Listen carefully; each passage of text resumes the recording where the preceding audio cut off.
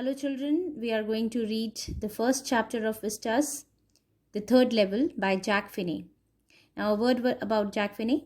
Jack Finney was an American author. His best known works are science fiction and thrillers. And this chapter, this story, the third level, explores the concept of time travel.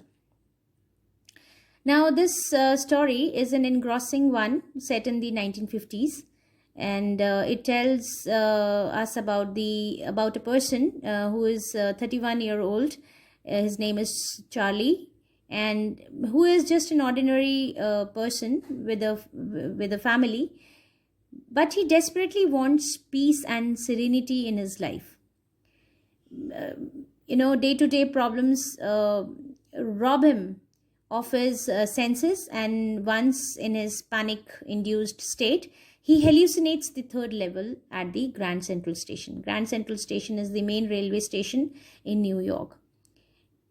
So in this story, the writer has tried to bring out a common man's craving for peace and security.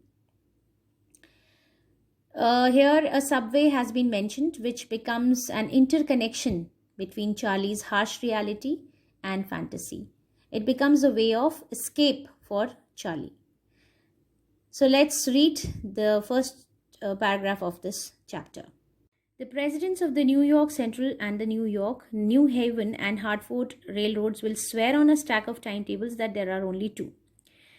Now here Charlie says that, though the presidents and the authorities of these major railroads can swear on a stack of timetables, that means they can give proof by showing their timetables, pile of timetables, that there are only two levels from where the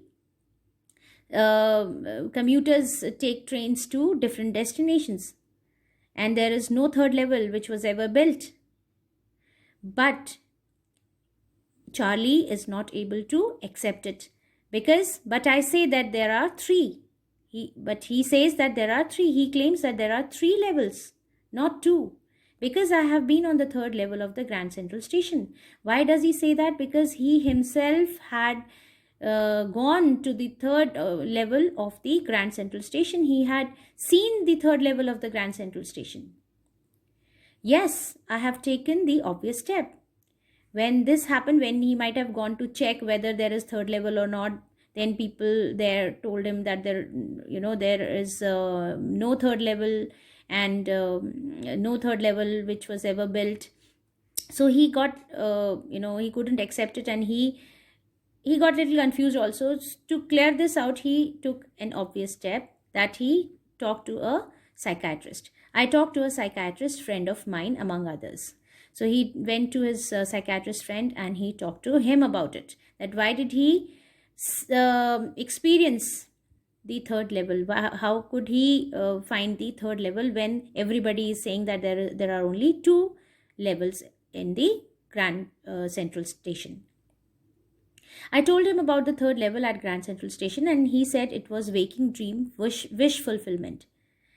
He said that it was a waking dream wish fulfillment. He called his experience as waking dream wish fulfillment, which means a pleasant wish, what makes one forget about the present, as if he was wishing something pleasant, and he experienced that, and it made him forget about the present, the worries of the present.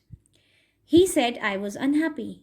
He told the doctor, the psychiatrist told him that he was unhappy with his life. That made my wife kind of mad.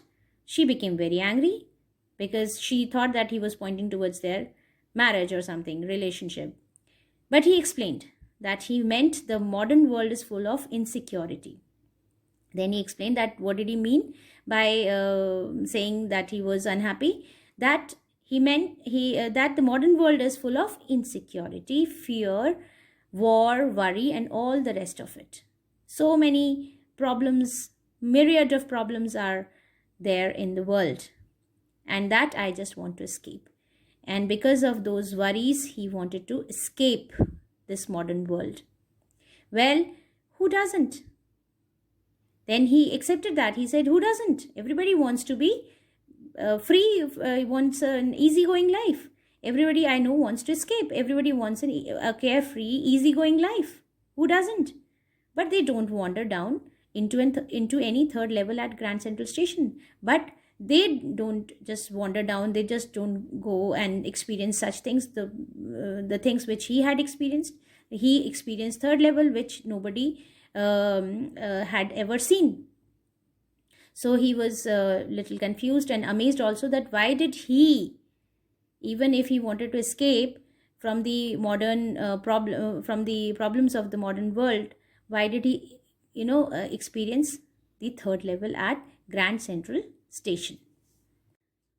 But that's the reason, he said, and my friends all agreed. So when he asked the psychiatrist that why he only had such experience, when other people also want to escape from the reality, from the worries and all of the modern world, why did he experience the third level at Grand Central Station when there are only two? So to answer him, the psychiatrist told him that it was just because he has the tendency to escape, and it is just his mind which plays tricks on him, and he imagines such situation in his mind. It is that he was hallucinating, that he was in the third level. And my friends all agreed.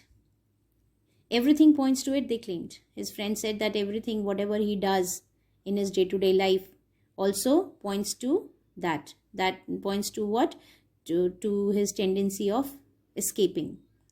My stamp collecting, for example, that's a temporary refuge from reality. Refuge means shelter. So they were the friends said that even his hobby of collecting stamps is an example of his tendency to escape from his present reality. He takes refuge in that. That means he gets so indulged, he gets so merged with it that he forgets the reality. Well, maybe now here you will notice that Charlie begins to believe in the possibility that he has been experiencing all this in his mind. But my grandfather didn't need any refuge from reality. Then he thought otherwise. What did he think? That his grandfather didn't need any refuge from reality, because his grandfather also used to collect stamps. And he says that his grandfather didn't need any refuge from reality. He didn't want to, he didn't need to, to get away from reality in his time, because things were pretty nice and peaceful. It was very peaceful. Life was quite carefree and easygoing for them, from all I hear, from whatever he had heard of the past. And he started my collection. And it was his grandfather's collection only, in which he had started adding his own. It's a nice collection too. Now he's talking about his grandfather's collection, that it is a nice collection. Blocks of 4 of practically every US issue, first day covers and so on. Those who are into philately is a stamp collection. So those who are into philately, they know what these blocks of 4 mean. Blocks of 4 means, unseparated 4 stamps, 4 or more. They buy unseparated 4 or more stamps, those who collect stamps. And for everything, for all new issues, US issue, first day covers. First day covers is a postage stamp on a cover or postal card, signed or marked on the first day the issue is authorized for use, and so on, and many other things. President Roosevelt collected stamps too. He said even President Roosevelt used to collect stamps. But so he was giving all, reinforcing points to the fact which he considered to be true, that he had seen and he had been to the third level at the Grand Central Station.